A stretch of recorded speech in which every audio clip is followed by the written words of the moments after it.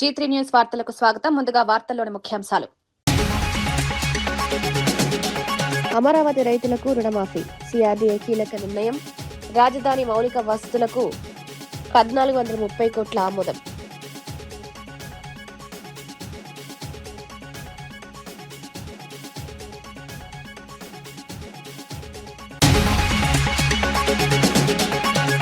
కాంగ్రెస్ పై Niranjan Reddy fire. హామీల అమలులో కాంగ్రెస్ విఫలం. మోసాన్ని ప్రజల్లోకి తీసుకెళ్లాలన్న బీఆర్ఎస్ పిలుపు. 1000 రోజుల పాలనపై లెక్కలు చెప్పాలన్న నిరంజన్ రెడ్డి.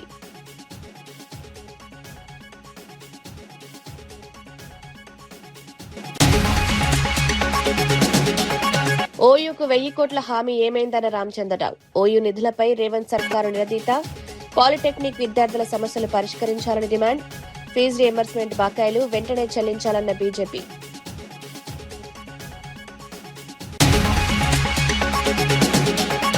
విశాఖ రేవ్ పార్టీలో టీడీపీ నేతల గొడవ. కేకే రాజు ఆరోపణలు. అమ్మాయిల కోసం కత్తులతో దాడులా అని ఫైర్. రేవ్ పార్టీ ఘటనపై పోలీసులు నిజాలు బయటపెట్టాలన్న కేకే రాజు.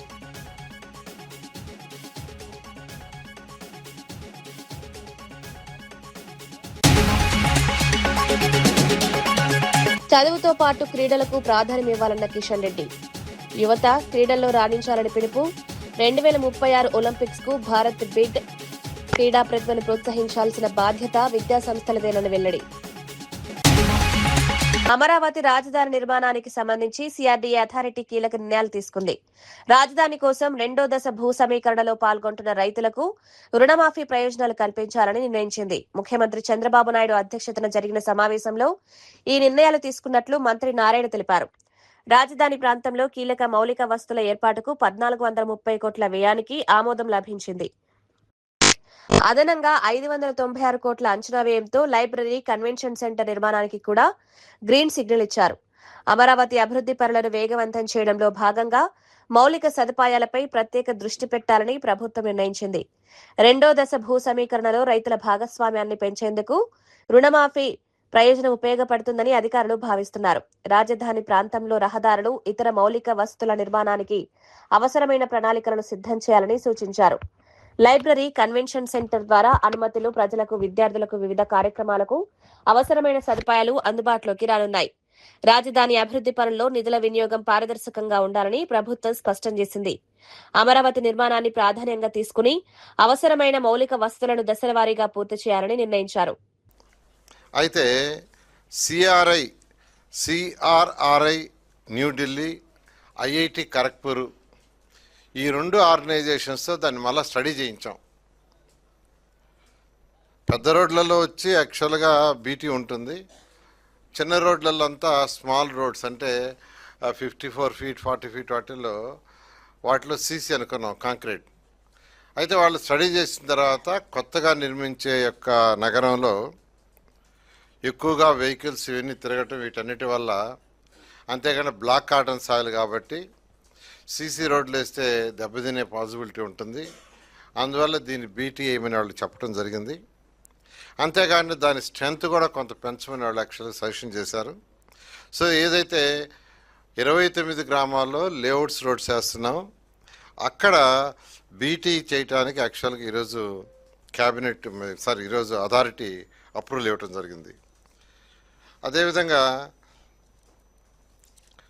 మన మంగళగిరి ఏదైతే కార్పొరేషన్దో దానికి డ్రింకింగ్ వాటర్ ఇక్కడ సిఆర్డీఐ క్యాపిటల్ సిటీ నుంచి ఇవ్వటానికి 30 MLD ఫ్యూచర్లో కూడా దృష్టిలో పెట్టుకొని రాబోయే 30 yearsలో అక్కడ వచ్చే పాపులేషన్ బట్టి ఒక 30 MLD ఇవ్వటానికి, ప్రజెంట్ అయితే వాళ్ళకి 10 MLD కావాలి, ఫ్యూచర్లో 30 MLD కావాలి. ఫ్యూచర్లో వాళ్ళకి యాక్చువల్గా 80 MLD కావాలి. 80 MLD ప్రజెంట్ అయితే 30 MLD కావాలా. ఇక్కడ అమరావతిలో ఏదైతే మనం చేస్తున్న స్టోరేజెస్ అవన్నీ దాని నుంచి ఇచ్చేదానికి యాక్చువల్గా వాళ్ళు రిక్వెస్ట్ చేశారు. ఈచ్ కేఎల్ కూడా 10 రూపీస్ లెక్కన నిర్ణయించి వాళ్ళకి ఇచ్చేదానికి ఈరోజు అథారిటీ యాక్సెప్ట్ చేసింది. అదేవిధంగా డిస్ట్రిక్ట్ కూలింగ్ సిస్టమ్ ఏదైతే ఉందో దానికి యాక్చువల్గా ఒక డ్రాఫ్ట్ మాస్టర్ ప్లాన్ తయారు చేసేదానికి ఈరోజు అథారిటీ సిఆర్డీకి యాక్చువల్గా ఇవ్వటం జరిగింది. అదేవిధంగా మిక్స్డ్ యూస్ కింద డెవలప్ చేయడానికి, అంటే షాప్స్ కావచ్చు, ఆఫీసెస్ కావచ్చు, హౌసెస్ కావచ్చు, మిక్స్డ్ యూజ్ చేయటానికి. అంటే ఈ క్యాపిటల్ సిటీ డెవలప్ కావాలంటే మనుషులు రావాలంటే హౌసెస్ ఉండాలి. గవర్నమెంట్ ఆఫీసులు మనం కడుతున్నాం, ప్రైవేట్ వాళ్ళు కట్టాలంటే కొంత ల్యాండ్ కూడా యాక్చువల్గా ఎవరైతే కట్టడానికి ముందు వస్తారో వాళ్ళకు కొంత ల్యాండ్ పార్సల్స్ ఇచ్చేటట్టుగా పిచుకులపాడులో ఒక 7.9 ఎకరాలు, తుళ్ళూరులో ఒక 5 ఎకరాలు, మందడంలో 12.38 ఎకరాలు, ఇంకో బిట్ 6 ఎకరాలు, అదేవిధంగా కొరగల్లో ఒక 6 ఎకరాలు, మొత్తం ఒక 42 ఎకరాలని. ఉస్మానియా యూనివర్సిటీకి 1000 కోట్ల నిధులను ఇస్తామని ఇచ్చిన హామీ ఏమైందని తెలంగాణ బీజేపీ అధ్యక్షుడు రామచంద్రరావు ప్రశ్నించారు. ముఖ్యమంత్రి రేవంత్ రెడ్డి ప్రభుత్వం ఈ నిధులను ఇప్పటి వరకు విడుదల చేయలేదని ఆయన ఆరోపించారు. రామంతపూర్లో జీవో 97 కు వ్యతిరేకంగా నిరసన చేస్తున్న పాలిటెక్నిక్ విద్యార్థులను కలిసేందుకు వెళ్తున్న సమయంలో ఆయన్ను తార్నాకల్లోని నివాసంలో పోలీసులు హౌస్ అరెస్ట్ చేశారు. పాలిటెక్నిక్ విద్యార్థుల సమస్యలను ప్రభుత్వం వెంటనే పరిష్కరించాలని డిమాండ్ చేశారు. శక్తి స్కీమ్ కు సంబంధించిన జీవోను ఉపసంహరించుకోవాలని కోరారు. విద్యార్థుల భవిష్యత్తుపై ప్రభావం చూపే నిర్ణయాలను ప్రభుత్వం ఏకపక్షంగా తీసుకోకూడదన్నారు. పాలిటెక్నిక్ విద్యను స్కిల్ యూనివర్సిటీ పరిధిలోకి తీసుకువెళ్లే అంశంపై విద్యార్థులు, అధ్యాపకుల్లో ఆందోళనలు ఉన్నాయని తెలిపారు. వారి అభ్యంతరాలను ప్రభుత్వం పరిగణలోకి తీసుకోవాలని కోరారు. మరోవైపు తెలంగాణలో పెండింగ్ ఫీజు రియంబర్స్మెంట్ బకాయిలపైన రామచంద్రరావు విమర్శలు చేశారు. విద్యార్థులకు రావాల్సిన ఫీజు బకాయిలను వెంటనే విడుదల చేయాలని డిమాండ్ చేశారు. ఇది మసబ్ ట్యాంక్ అయితే ఏంది, ఇటు పాలిటెక్నిక్ లో ఉన్నటువంటి ఈ మన రామంతపూర్ అయితే ఏంది, ఇవన్నీ ప్రభుత్వ భూములు. మొత్తానికి పాలిటెక్నిక్ కోర్సు ఎత్తేసి ఈ ఎడ్యుకేషన్ సంబంధించినటువంటి భూములు కూడా ప్రభుత్వం రియల్ ఎస్టేట్ కు లేకుంటే ఒక ప్రైవేట్ దానికి ధారావతం చేయడానికి ఇవన్నీ కూడా స్కీమ్స్ వీళ్ళు చేస్తా ఉన్నారు. విద్యార్థుల భవిష్యత్తు కోసం స్కీమ్ చేయట్లేదు. చివరికి విశ్వవిద్యాలయాల భూములు కూడా మింగటానికి ఈ ప్రభుత్వం ప్రయత్నం చేస్తా ఉన్నది. చదువుతో పాటు క్రీడలకు కూడా యువత ప్రాధాన్యమివ్వాలని కేంద్ర మంత్రి జి కిషన్ రెడ్డి సూచించారు. హైదరాబాద్ లోని ఇంగ్లీష్ అండ్ ఫారిన్ లాంగ్వేజెస్ యూనివర్సిటీలో జరిగిన కార్యక్రమంలో ఆయన పాల్గొన్నారు. దేశంలో క్రీడలకు ప్రధాని నరేంద్ర మోదీ ప్రభుత్వం అధిక ప్రాధాన్యతనిస్తోందన్నారు. విద్యార్థులు అకాడమిక్స్ తో పాటు క్రీడల్లో కూడా ప్రతిభ చూపించాలని సూచించారు. క్రీడలు శారీరక ఆరోగ్యంతో పాటు మానసిక సామర్థ్యాన్ని పెంచుతాయన్నారు. భారతదేశం 2030 కామన్వెల్త్ గేమ్స్ నిర్వహించేందుకు సిద్దమవుతుందని, 2036 ఒలింపిక్స్ నిర్వహణకు కూడా బిడ్ వేయడానికి ప్రయత్నాలు జరుగుతున్నాయని తెలిపారు. అంతర్జాతీయ క్రీడా వేదికలపై భారత్ తన సామర్థ్యాన్ని ప్రదర్శించేలా మౌలిక సదుపాయాలను అభివృద్ధి చేయాల్సిన అవసరం ఉందన్నారు. విద్యా సంస్థలు విద్యార్థుల సమగ్ర అభివృద్ధిపై దృష్టి పెట్టాలని సూచించారు. క్రీడలకు తగిన మైదానాలు, శిక్షణ, కోచింగ్ సదుపాయాలు కల్పించాల్సిన బాధ్యత విద్యా సంస్థలపై ఉందన్నారు. యువతలో క్రీడా ప్రతిభను గుర్తించి ప్రోత్సహించేందుకు కేంద్ర ప్రభుత్వం పలు కార్యక్రమాలు చేపడుతోందన్నారు. విద్యార్థులు చదువులోనే కాకుండా క్రీడల్లోనూ దేశానికి పేరు తీసుకురావాలని పిలుపునిచ్చారు. ప్రపంచంలో అత్యధికమైనటువంటి యూత్ పాపులేషన్, ప్రపంచంలో అత్యధికమైనటువంటి విద్యార్థుల జనాభా మన దేశంలో ఉన్నప్పటికీ కూడా క్రీడల్లో పూర్తిగా నిర్లక్ష్యం చేయడం జరిగింది. అందుకే కింది నుంచి ఈరోజు క్రీడలను ప్రోత్సహించేటువంటి కార్యక్రమానికి ప్రధానమంత్రి గారు శ్రీకారం చుట్టారు. ఇటీవల జరిగినటువంటి అనేకమైనటువంటి అంతర్జాతీయ క్రీడా పోటీల్లో మన దేశం అత్యధికమైనటువంటి పథకాలు సాధిస్తున్న విషయం మనం చూస్తూ ఉన్నాం. మన దేశం రానున్న రోజుల్లో కూడా క్రీడా రంగంలో కూడా ప్రపంచ చిత్రపటంలో అగ్రస్థానంలో ఉండే విధంగా మనం ప్రయత్నం చేస్తే సాధించేటటువంటిది ఏది ఉండదు. అంబేద్కర్ కోనసీమ జిల్లా నుంచి 8 నుంచి 9 మంది మత్స్యకారులతో బంగ్లాదేశ్ సరిహద్దుల వైపు కొట్టుకుపోయిన బోటు వ్యవహారంపై తిరుపతి ఎంపీ మద్దిల గురుమూర్తి స్పందించారు. మత్స్యకారుల పరిస్థితిని వైఎస్ జగన్మోహన్ రెడ్డికి దృష్టికి తీసుకెళ్లగానే ఆయన కేంద్ర మంత్రులకు బంగ్లాదేశ్లోని భారత రాయబార కార్యాలయానికి లేఖలు రాశారని తెలిపారు. కేంద్రంపై ఒత్తిడి తీసుకురావడంతో గాలింపు చర్యలు ముమ్మరమయ్యాయన్నారు. నిన్న సాయంత్రం బంగ్లాదేశ్ తీర ప్రాంతంలో మత్స్యకారుల ఆచూకీ లభించిందని పేర్కొన్నారు. వరుసగా ఇలాంటి ఘటనలు జరుగుతున్నప్పటికీ మత్స్యకారుల భద్రత కోసం ప్రభుత్వం తీసుకుంటున్న చర్యలేంటని ప్రశ్నించారు. సముద్రంలోకి వెళ్లే మత్స్యకారులకు ఆధునిక భద్రతా పరికరాలు, కమ్యూనికేషన్ సదుపాయాలు కల్పించాలని కోరారు. ప్రతికూల వాతావరణ పరిస్థితుల్లో మత్స్యకారులను అప్రమత్తం చేసే వ్యవస్థను మరింత బలోపేతం చేయాలని సూచించారు. సరిహద్దు ప్రాంతాల్లో చిక్కుకుపోయిన మత్స్యకారులను సురక్షితంగా స్వదేశానికి తీసుకురావడానికి కేంద్ర, రాష్ట్ర ప్రభుత్వాలు సమన్వయంతో పనిచేయాలన్నారు. మత్స్యకారుల కుటుంబాలకు సమాచారం అందిస్తూ వారిని ఆందోళన తగ్గించాలని ఆదేశాల ప్రకారం అమిత్ షా గారికి గాని, డిఫెన్స్ మినిస్టర్ రాజ్నాథ్ సింగ్ గారికి గాని, అలాగే ఎక్స్టర్నల్ అఫైర్స్ మినిస్టర్ జయశంకర్ గారికి, అలాగే శ్రీలంకన్ ఇండియన్ ఎంబసీకి, బంగ్లాదేశ్ ఇండియన్ ఎంబసీకి, మయన్మార్లో ఉన్నటువంటి ఇండియన్ ఎంబసీకి అన్నిటికి కూడా లేఖలు రాసి వాళ్ళ ఆఫీసులతో కోఆర్డినేట్ చేసుకోవడం. దీనికి సంబంధించి కోస్ట్ గార్డు విపరీతంగా గాలింపు చర్యలు చేపట్టడం. మామూలుగా ఒక 3 రోజుల పాటు గాలింపు చర్యలు చేసి సైలెంట్ అయిపోతుంటారు. కానీ అలా కాకుండా వైఎస్ఆర్ కాంగ్రెస్ పార్టీ ప్రతిపక్ష పార్టీగా కేంద్ర ప్రభుత్వం మీద ఒత్తిడి తీసుకొచ్చి నిరాటంకంగా గాలింపు చర్యలు చేపట్టడం జరిగింది. అలాగే ఇటు నార్త్ ఈస్ట్ వైపు కూడా కోస్ట్ గార్డుకి సంబంధించినటువంటి హెడ్ క్వార్టర్కి సంబంధించినటువంటి ఆఫీసర్స్తో మా పార్టీకి సంబంధించినటువంటి వాసిపల్లి జైనగ్రామ్ కూడా టచ్లో ఉండి నిరంతరం గాలింపు చర్యలు చేపట్టడం. అలాగే దేవుడి దయ వల్ల వారు విశాఖపట్నం నగర శివారులోని ఓ రిసార్ట్లో జరిగినట్లు చెప్తున్న రేవ్ పార్టీ ఘటనపై వైఎస్ఆర్సీపీ విశాఖపట్నం జిల్లా అధ్యక్షుడు కేకే రాజు తీవ్ర ఆరోపణలు చేశారు. రేవ్ పార్టీలో టీడీపీకి చెందిన నాయకులు అమ్మాయిల కోసం గొడవపడి కత్తులతో దాడి చేసుకున్నారని ఆరోపించారు. ఈ ఘటన ఉత్తరాంధ్ర ప్రజల్లో భద్రతపై ఆందోళన కలిగించేలా ఉందని విమర్శించారు. కూటమి ప్రభుత్వం అధికారంలోకి వచ్చిన తర్వాత శాంతి భద్రతల పరిస్థితిపై అనేక ప్రశ్నలు తలెత్తుతున్నాయని ఆరోపించారు. రిసార్ట్లో జరిగిన ఘటనకు సంబంధించిన పూర్తి వివరాలను పోలీసులు బయటపెట్టాలని డిమాండ్ చేశారు. అక్కడ ఎవరు ఉన్నారు, ఏం జరిగింది, దాడికి కారణాలేమిటి అనే అంశాలపై దర్యాప్తు జరపాలని కోరారు.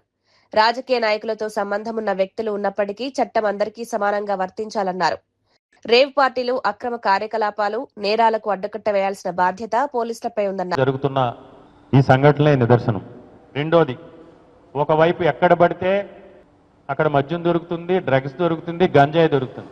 కానీ దురదృష్టం ఏంటంటే ఈ పెద్ద మనిషి, ఈ తెలుగుదేశం కూటమి పార్టీ చంద్రబాబు నాయుడు గారి ముఖ్యమంత్రి అయిన తర్వాత సాగునీరు ఎలాగో లేదు. రాష్ట్ర వ్యాప్తంగా సాగునీరు లేక వీరి డొల్లతనంతో, వీరి ప్రచార ఆర్భాటాలతో, వీరికి సరైన సమాచారం లేక ఏ విధంగా వ్యవసాయాన్ని అటకెక్కించారో, రైతులు ఏ విధంగా వెన్నుపోటు పొడిచారో, వెన్నుపోటు పార్టీకి సంబంధించిన విధానాలు ఏ విధంగా ఉన్నాయో మనందరికీ కూడా తెలిసింది. విశాఖపట్నంలో గత కొన్ని దశాబ్దాలుగా ఎన్నడూ లేనటువంటి నీటి కరువు. ఈరోజు మంచినీటి కోసం కూడా ఈరోజు విశాఖపట్నం ఉన్న ప్రజలు వెల్వెల్లాడుతూ ఉన్నారు. ఈ విశాఖపట్నం నగర పరిధిలో ఉన్న 7 శాసనసభ్యులు కూడా తెలంగాణలో ప్రభుత్వ ఉద్యోగులు, రిటైర్డ్ ఉద్యోగుల సమస్యలపై మాజీ మంత్రి బీఆర్ఎస్ ఎమ్మెల్యే హరీష్ రావు తీవ్రంగా స్పందించారు. దేశంలో ఎక్కడైనా 6 డిఏలు పెండింగ్ లో ఉన్న రాష్ట్రం ఉందా అని ప్రశ్నించారు. ఉద్యోగులకు 6 డిఏలను పెండింగ్ లో పెట్టిన ఏకైక ప్రభుత్వం రేవంత్ రెడ్డి ప్రభుత్వమేనని ఆరోపించారు. ఇది అత్యంత సిగ్గుచేటని విమర్శించారు. పెండింగ్ లో ఉన్న 6 డిఏలను తక్షణమే విడుదల చేయాలని డిమాండ్ చేశారు. ఉద్యోగులకు మెరుగైన పీఆర్సీ ఇవ్వాలని, రిటైర్డ్ ఉద్యోగులకు రావాల్సిన బెనిఫిట్స్ కూడా వెంటనే విడుదల చేయాలని కోరారు. ఉద్యోగులు, పెన్షనర్లు ఇప్పటికే ఆర్థిక ఇబ్బందులు ఎదుర్కొంటున్నారన్నారు. ప్రభుత్వ ఉద్యోగుల హక్కులను ఆలస్యం చేయకుండా తక్షణ చర్యలు తీసుకోవాలని డిమాండ్ చేశారు. డిఏల చెల్లింపులో జాప్యం వల్ల ఉద్యోగులపై ఆర్థిక భారం పెరుగుతోందన్నారు. పీఆర్సీ విషయంలో కూడా ప్రభుత్వం స్పష్టమైన నిర్ణయం తీసుకోవాలన్నారు. ప్రభుత్వం ఉన్నప్పుడు first come first basis, seniority basis లో రిలీజ్ అయ్యేది. ఎవరైనా జీపీఎఫ్ పెట్టుకుంటే ఇగో చూడుబాయి పోయిన 6 నెలల కింది దాకా వచ్చినాయి, నెక్స్ట్ నాదే ఉంది లైన్ లో అని ఒక అర్థమవుతుండే. కానీ ఇప్పుడు సీనియారిటీ లేదు. ఎప్పుడు ఎవరికి వస్తుందో కమిషన్లు ఇచ్చినోనికో పర్సెంటేజ్ ఇచ్చినోనికి పైసలు రిటైర్మెంట్ బెనిఫిట్ లో జీపీఎఫ్ లోన్లు వస్తున్నాయి తప్ప ఒక సీనియారిటీలో సీనియర్ ఆర్డర్ లో ఈ రోజు బకాయిలు విడుదలయ్యేటువంటి పరిస్థితి లేదు. సెక్రటరేట్ పోలీసులు పెట్టుకున్నారు. ఆ రోజు నేను ఆర్థిక మంత్రిగా పనిచేసినాం. ఉపాధ్యాయ సంఘాలు, ఉద్యోగ సంఘాలు ఎప్పుడంటే అప్పుడు నేరుగా వచ్చి కలిసే అవకాశం ఉండేది. ఇలా బట్టి గారిని గెలవాలంటే సెల్ ఫోన్లు బయట పెట్టాలన్నట. మొత్తం జేబులంతా, ప్యాంటు షర్టు అంతా పోలీసులు మనం ఫ్రిస్కింగ్ చేసినాక లోపల దోలుతారట. అది అపాయింట్మెంట్ ఉంటేనే లోపల దోలుతారట. ఇది ప్రజాప్రభుత్వం, ఇది ప్రజాపాలన. ఉద్యోగులకు కూడా సెల్ ఫోన్లు బయట పెట్టాలి, పోలీసులు ఫ్రిస్కింగ్ చేయాలి, అపాయింట్మెంట్ ఉంటేనే సెకండ్ ఫ్లోర్ లకు పోవాలన్నట. సెకండ్ ఫ్లోర్ లకు ఎంట్రీ లేదు. ఎవరైనా బిడ్డ పెళ్లి ఉందనో, అనారోగ్యం ఉందనో, పిల్లల చదువుల కోసం ఇబ్బంది ఉందనో జీపీఎఫ్ లోన్ పెట్టుకుంటే నా పిల్ల చదువులు ఆగమవుతున్నాయి, నా పిల్ల లగ్గం ఆగమవుతుంది అని చెప్పుకుందామంటే వినే దిక్కులేని ప్రభుత్వం ఈ రోజు రాష్ట్రంలో ఉన్నటువంటి ప్రభుత్వం. ఇది చాలా దుర్మార్గంగా వ్యవహరిస్తున్నటువంటి ప్రభుత్వం ఇవాళ కాంగ్రెస్ ప్రభుత్వం. కాంగ్రెస్ ప్రభుత్వం అధికారంలోకి వచ్చి సెప్టెంబర్ 2 నాటికి 1000 రోజులు పూర్తవుతున్న ఎన్నికల హామీలను అమలు చేయలేదని మాజీ మంత్రి సింగిరెడ్డి నిరంజన్ రెడ్డి విమర్శించారు. ప్రజలకు హామీ ఇచ్చి వాటిని అమలు చేయకుండా ఇంత ఘోరంగా అవమానించిన ప్రభుత్వం దేశంలో మరొకటి లేదని ఆరోపించారు. ఎన్నికల సమయంలో సోనియా గాంధీ, రాహుల్ గాంధీ, ప్రియాంక గాంధీ, మల్లికార్జున ఖర్గే తదితరులు వివిధ వర్గాలకు డిక్లరేషన్లు, మేనిఫెస్టోలు ప్రకటించారని గుర్తు చేశారు. హామీల అమలుకు అవసరమైన వనరులు ఎక్కడి నుంచి వస్తాయని ప్రశ్నించినప్పుడు కాంగ్రెస్ కు 100 ఏళ్లకు పైగా అనుభవం ఉందని, ఇచ్చిన హామీలను అమలు చేస్తామని అన్నారు. అధికారంలోకి వచ్చిన తర్వాత మాత్రం ప్రజలకు ఇచ్చిన హామీలను మర్చిపోయారని విమర్శించారు. కాంగ్రెస్ మోసాన్ని ప్రజలకు వివరించేందుకు రాష్ట్ర వ్యాప్తంగా బీఆర్ఎస్ నిరసన కార్యక్రమాలు చేపడుతున్నట్లు తెలిపారు. ఎన్నికల సమయంలో ఇచ్చిన హామీలను ప్రభుత్వం ఒక్కొక్కటిగా అమలు చేయాలని డిమాండ్ చేశారు. రైతులు, మహిళలు, ఉద్యోగులు, యువత, పేదలు సహా వివిధ వర్గాలకు ఇచ్చిన హామీలపై ప్రభుత్వం సమాధానం చెప్పాలని కోరారు. దాదాపు ఒక 40-50 సంవత్సరాలు పాలించిన గాని, తర్వాత టీడీపీ పాలించిన గాని బాగు చేయనటువంటి ఈ నీటి సమస్యను మంచిగా చేసి స్వచ్ఛమైనటువంటి నీటిని అందించినటువంటి ముఖ్యమంత్రి ఎవరన్నా ఉన్నారు 2 ఉమ్మడి రాష్ట్రాలలో కూడా అంటే ఇప్పటి వరకు కేసీఆర్ గారే. అప్పుడు ఉమ్మడి రాష్ట్రంలో ఉన్నప్పుడు ఏ ముఖ్యమంత్రి చేయలేరు. విడిపోయిన తర్వాత కేసీఆర్ గారు మాత్రమే స్వచ్ఛమైనటువంటి నీటిని అందించాలనే ఉద్దేశం చేత మిషన్ భగీరథ తీసుకొచ్చింది. నీళ్లు కూడా మనము ఇవన్నీ లేకంటే ముందు ఎట్లా చేస్తుంటే అంటే బావుల ద్వారా, బోర్ల ద్వారా, చెరువుల ద్వారా, నదుల ద్వారా తాగేటటువంటి వాళ్ళు. మిషన్ భగీరథనేమో నది నుంచి వస్తున్నటువంటిది. ఇప్పుడు మనకి ఇక్కడ కృష్ణా నది నుంచి వస్తది, అవి పారుతున్నటువంటి నీళ్ళ నుంచి వస్తాయి. ఇక మనము ఊళ్ళల్లో గతంలో చూస్తేనేమో బావులల్లా, బోర్లలో ఇప్పటికీ కూడా మిషన్ భగీరథ నీళ్లు రాకపోతే, లేకపోతే అక్కడ అందుబాటులో వేరే నీళ్లు లేకపోతే బోరు నీళ్లు, బావు నీళ్లు తాగుతుంటారు. కేసీఆర్ గారు ఎప్పుడైతే మిషన్ భగీరథ పథకం పెట్టిండో వికారాబాద్ నియోజకవర్గమే కాదు తెలంగాణ రాష్ట్రం మొత్తం కూడా నీటి సమస్య మొత్తం కనుమరుగైపోయింది. కానీ కేసీఆర్ గారి గవర్నమెంట్, మా గవర్నమెంట్, బీఆర్ఎస్ గవర్నమెంట్ పోయిన తర్వాత మిషన్ భగీరథ కేసీఆర్ గారు పెట్టిండ్రు కదా, ఊళ్ళల్లా ఈ మిషన్ భగీరథ నీళ్లను కేసీఆర్ నీళ్లు అంటున్నారు అని చెప్పి వాటి మెయింటెనెన్స్ ను పట్టించుకోకుండా రేవంత్ రెడ్డి గారు ఇట్లా చేస్తా ఉన్నారు. దాంతో ఇప్పుడు వికారాబాద్ నియోజకవర్గంలో నేను ఎమ్మెల్యేగా 5 సంవత్సరాలు చేసిన రోజులు కూడా భగీరథ నీళ్లు వికారాబాద్కు వచ్చేటి, మొత్తం నియోజకవర్గం అంతా కూడా సరిపోయేటి. కానీ ఇప్పుడు చూస్తే అక్కడ నుంచి వస్తున్నటువంటి నీళ్లు సరిపోతలేదు. సరిపోకపోతే మరి ఏం చేయాలా? ఇక్కడ ఉన్నటువంటి శివారెడ్డిపేట చెరువు ఉంది. శివారెడ్డిపేట చెరువు భగీరథ తయారు కాకంటే ముందు, ప్రారంభించకంటే ముందు ఎన్నో సంవత్సరాల నుంచి వికారాబాద్ పట్టణానికి తాగునీరు ఇస్తున్నటువంటి ఏకైక చెరువు ఇది. కానీ మనం డైరెక్ట్ గా అట్లాగే తాగనీకు ఉండదు. చెరువుల నీళ్లు తాగాలంటే దాన్ని ఫిల్టర్ చేయాలి. ఇక్కడ కూడా ఏంటంటే ఈ చెరువు నీళ్ళని అన్నిటినీ ఇప్పుడు మేము ఏడికైతే వచ్చినామో ఈ శివారెడ్డిపేటలో ఫిల్టర్ బెడ్ అంటారు. దీన్ని చూడటానికి అని చెప్పి మేము. కేరళకు చెందిన సోహెల్ పెద్ద గంజాయి డాన్ అని వైఎస్ఆర్సీపీ రాష్ట్ర అధికార ప్రతినిధి నాగమల్లీశ్వరి ఆరోపించారు. సోహెల్ తప్పించుకోవడంపై హోంమంత్రి అనితను ప్రశ్నించినప్పటికీ ఆమెకు అతని ఎవరో తెలియనట్లుగా వ్యవహరిస్తున్నారని విమర్శించారు. హోంమంత్రి ఈ పరిస్థితికి రావడానికి కారణం ఆమె సమర్థవంతంగా పనిచేయకపోవడమేనని ఆరోపించారు. రాష్ట్రంలో నేరాలు, అక్రమ కార్యకలాపాలపై ప్రభుత్వం కఠినంగా వ్యవహరించాల్సిన అవసరం ఉందన్నారు. గంజాయి అక్రమ రవాణా, నేరముఠాల కదలికలను అడ్డుకోవడంలో పోలీస్ వ్యవస్థ అప్రమత్తంగా ఉండాలని సూచించారు. ప్రజల భద్రతకు సంబంధించిన అంశాల్లో ప్రభుత్వం నిర్లక్ష్యం చేయకూడదన్నారు. నిందితులపై చర్యలు తీసుకోవాల్సిన బాధ్యత పోలీస్ శాఖపై ఉందని పేర్కొన్నారు. సోహెల్ వ్యవహారంపై పూర్తి వివరాలను ప్రభుత్వం ప్రజలకు వెల్లడించాలని డిమాండ్ చేశారు. అతను ఎలా తప్పించుకున్నాడు, అతనిపై ఉన్న ఆరోపణలు ఏమిటి, ప్రస్తుతం ఎక్కడ ఉన్నాడనే అంశాలపై స్పష్టతనివ్వాలని కోరారు. రాష్ట్రంలో గంజాయి అక్రమ రవాణా నియంత్రణకు ప్రభుత్వం తీసుకుంటున్న చర్యలను వివరించాలన్నారు. వర్గంలో గాంజాయి ఎంత విచ్చలవిడిగా జరుగుతుందో తెలుసా? మీ ఆధ్వర్యంలోనే జరుగుతుంది. అంటే నీ సొంత నియోజకవర్గంలో ఒక హోంమంత్రి ఉన్నటువంటి నియోజకవర్గంలోనే గాంజాయి అడ్డగోలుగా దొరుకుతుంది అని అంటే ఇంకా రాష్ట్రంలో ఉన్నటువంటి పరిస్థితి ఏంటి అని అనేది రాష్ట్రంలో ఉన్నటువంటి ప్రజలు గ్రహించరా? 200% గ్రహిస్తారు. ఇవాళ సొంత మన ముఖ్యమంత్రి గారు, అదే వెన్నుపోటు పార్టీలో ఉన్నటువంటి ముఖ్యమంత్రి గారి ఇలాకాలోనే గాంజాయి అడ్డగోలుగా తిరుగుతుంటే ఆ పార్టీ అంటే ఆ వెన్నుపోటు పార్టీలో ఉన్నటువంటి నాయకులు వెళ్ళి కంప్లైంట్ ఇచ్చారు కలెక్టర్ గారికి. ఇది మీ దరిద్రమైనటువంటి పరిపాలనకి ఉదాహరణ ఏందయ్యా అంటే ఇదే. మళ్ళీ బయటకు వస్తేనేమో పెద్ద పెద్ద స్టేట్మెంట్లు, ఉక్కు పాదం మోపుతాము, డ్రోన్లు పెడతాము, అలా చేస్తాము, ఇలా చేస్తాము అని చెప్పేసి మాట్లాడుతున్నటువంటి మీ పెద్ద మనుషులందరినీ అడుగుతున్నాను. ఇవాళ పోలీస్ డిపార్ట్మెంట్ లో పోలీసులే గాంజాయికి అడ్డంగా ఉండి తీసుకెళ్తుంటే మీ చాతగాని ప్రభుత్వం ఏం చేస్తుంది? ఆ విషయం అడిగితే డిఎస్పీ గారు ఒక స్టోరీ చెప్తున్నారు, ఎస్పీ గారు ఇంకొక స్టోరీ చెప్తున్నారు. అట్లీస్ట్ కూర్చోండి అయ్యా, కూర్చొని ఇదిగో ఇది చెప్దాము, ఈ అబద్ధం చెప్దాము, ఈ అబద్ధాన్ని జనాల్లోకి తీసుకెళ్దాము, లేకపోతే మన పోలీసుల్ని మనం ప్రొటెక్ట్ చేసుకుందాము. అదే సామాన్య ప్రజడు వాడు గాంజాయి అమ్ముతాడో అమ్మడో దేవుడెరుగు, చిన్నది దొరికితే మాత్రం వాడిని ఏకంగా లాకప్ డెత్ చేసేంత పరిస్థితులు ఉంటాయి. ఇవాళ మీ పోలీస్ డిపార్ట్మెంట్ వాళ్ళు చేస్తే మినిమం వాళ్ళని సస్పెండ్ చేయరా? వాళ్ళు ప్రొటెక్ట్ చేసుకోవడానికి మళ్ళీ దొంగ కథలన్నీ అప్పచెప్తున్నారు అని అంటే ఈ విషయాలన్నీ హోంమంత్రి అనిత గారికి తెలియకుండానే జరుగుతుందా? డిఎస్సి నియామకాల్లో అవకతవకలపై వైఎస్ఆర్సీపీ రాష్ట్ర అధికార ప్రతినిధి వంగవీటి నరేంద్ర తీవ్ర ఆరోపణలు చేశారు. డిఎస్సి అక్రమాలపై ఆధారాలతో వైఎస్ జగన్మోహన్ రెడ్డి మాట్లాడి సీబీఐ విచారణ జరపాలని సవాల్ చేసినప్పటికీ విద్యాశాఖ మంత్రి నారా లోకేష్ ఒక్క అడుగు కూడా ముందుకు వేయడం లేదని విమర్శించారు. డిఎస్సి నియామకాల్లో అక్రమాలు జరిగాయనే ఆరోపణలపై ప్రభుత్వం పారదర్శకంగా విచారణ జరిపించాలని డిమాండ్ చేశారు. సీబీఐ విచారణకు ప్రభుత్వం సిద్ధంగా ఉంటే వెంటనే చర్యలు ప్రారంభించాలని కోరారు.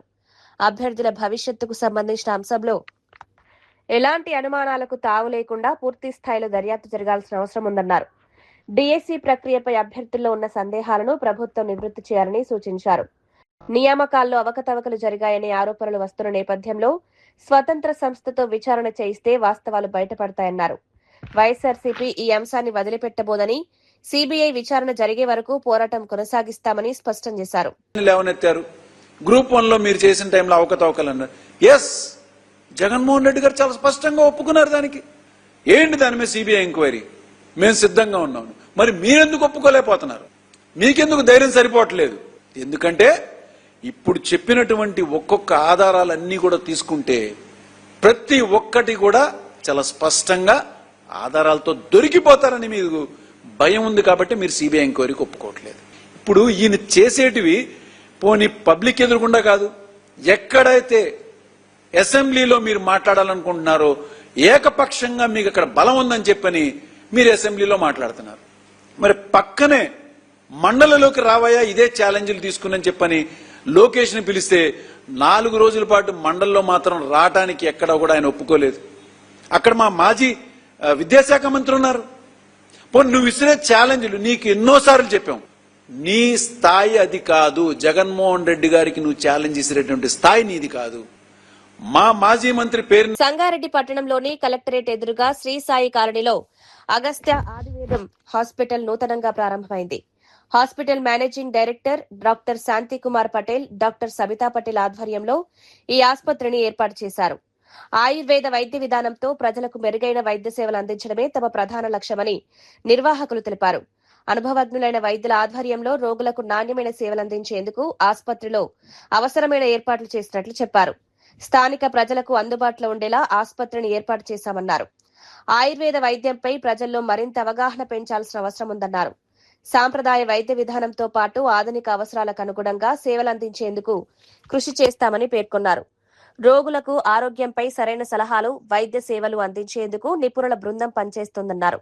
సంగారెడ్డి ప్రాంత ప్రజలు ఈ సేవలను సద్వినియోగం చేసుకోవాలని డాక్టర్ శాంతి కుమార్ పటేల్, డాక్టర్ సబితా పటేల్ కోరారు.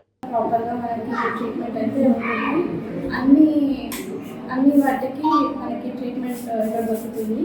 నేను హోమియోపతి చూస్తాను. సో హోమియోలో రిలేటెడ్ డిసీజెస్ అన్నీ ప్రాపర్గా ట్రీట్మెంట్ ఉంటుంది.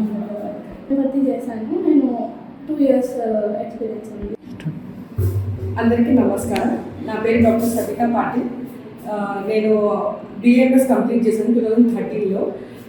So I'm having nearly 12 to 13 years of experience in Ayurveda. So especially ఇది మనం కొత్తగా అగస్తా ఆయుర్ధామాల హాస్పిటల్ విత్ ఇంక్లూడింగ్ పంచనామా సెంటర్ అండ్ వెల్నెస్ సెంటర్గా ఎస్టాబ్లిష్ చేసామండి సంగారెడ్డిలోనే. ఇది అడ్రస్ వచ్చేసి మన కలెక్టరేట్ ఆఫీస్ ఆపోజిట్లో ఉంది, సెంట్రల్ బ్యాంక్ ఆఫ్ ఇండియా లైన్లోనే ఉందండి ఇది.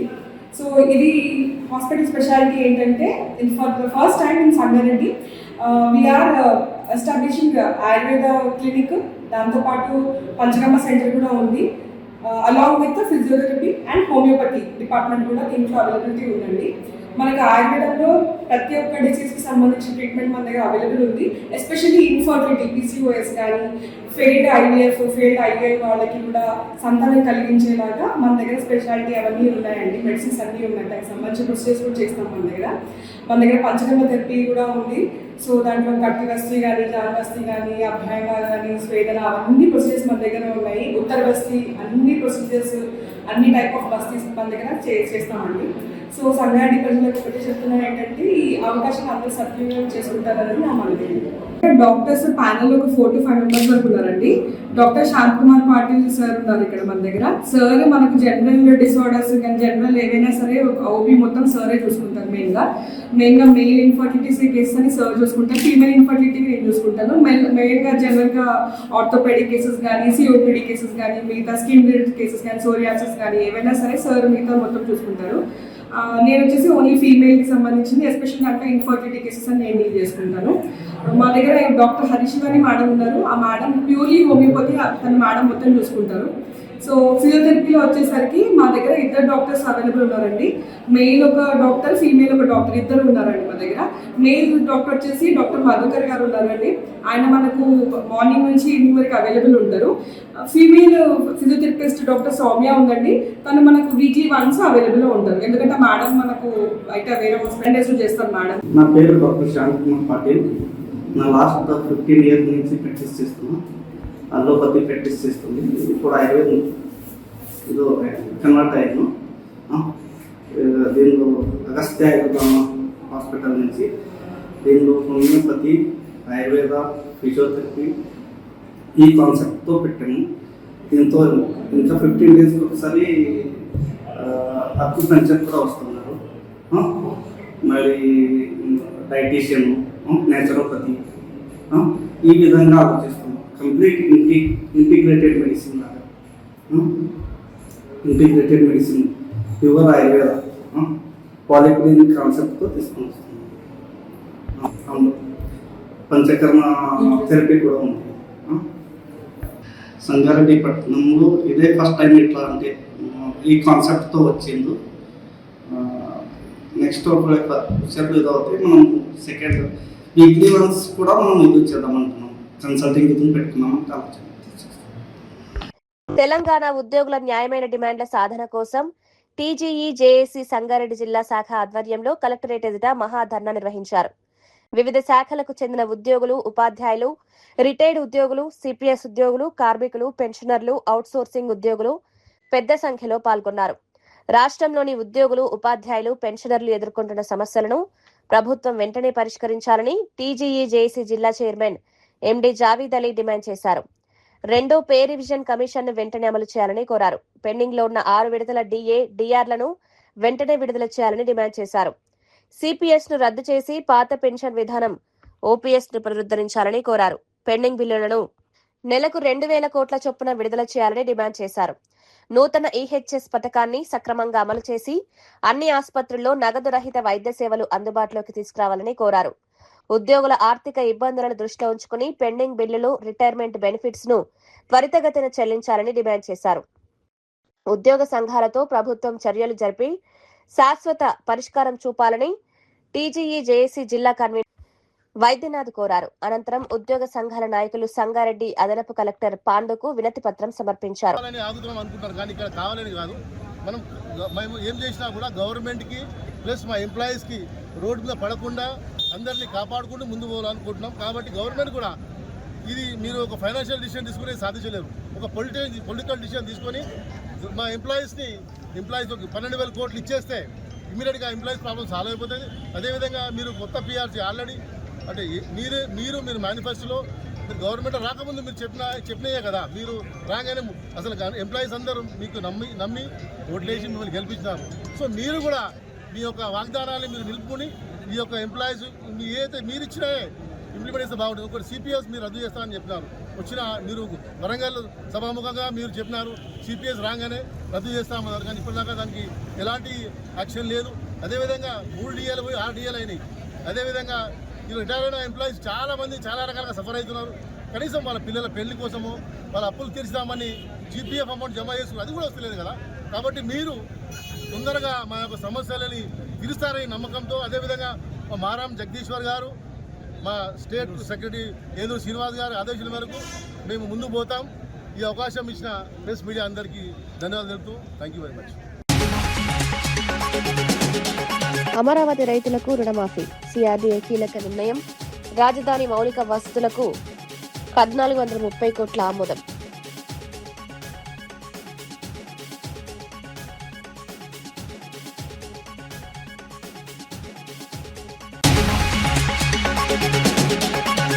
కాంగ్రెస్ పై నిరంజన్ రెడ్డి ఫైర్, హామీల అమలులో కాంగ్రెస్ విఫలం, మోసాన్ని ప్రజల్లోకి తీసుకెళ్లాలన్న బీఆర్ఎస్ పిలుపు, 1000 రోజుల పాలనపై లెక్కలు చెప్పాలన్న నిరంజన్ రెడ్డి.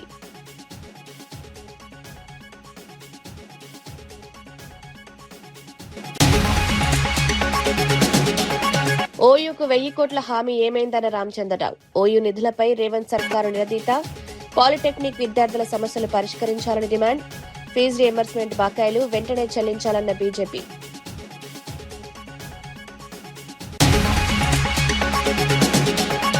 విశాఖ రేవ్ పార్టీలో టీడీపీ నేతల గొడవ, కేకే రాజు ఆరోపణలు, అమ్మాయిల కోసం కత్తులతో దాడులా అని ఫైర్, రేవ్ పార్టీ ఘటనపై పోలీసులు నిజాలు బయటపెట్టాలన్న కేకే రాజు.